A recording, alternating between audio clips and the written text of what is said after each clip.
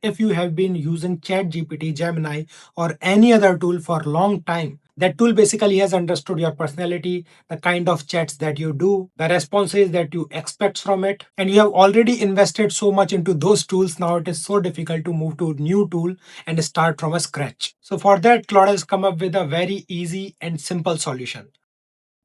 Go to settings and then capabilities. And then here you will see an option, import memory from other AI providers. We will provide a prompt you can use to fetch the memory from your other account. So let us click on start import, and then we just need to copy this prompt. Let us say I want to import all the memory from Gemini to Claude. So I'll go to Gemini first. And then here I have to just paste that prompt. Export all of my stored memories and any context you have learned about me from past conversations. Preserve my words verbatim where possible, especially for instructions and preferences.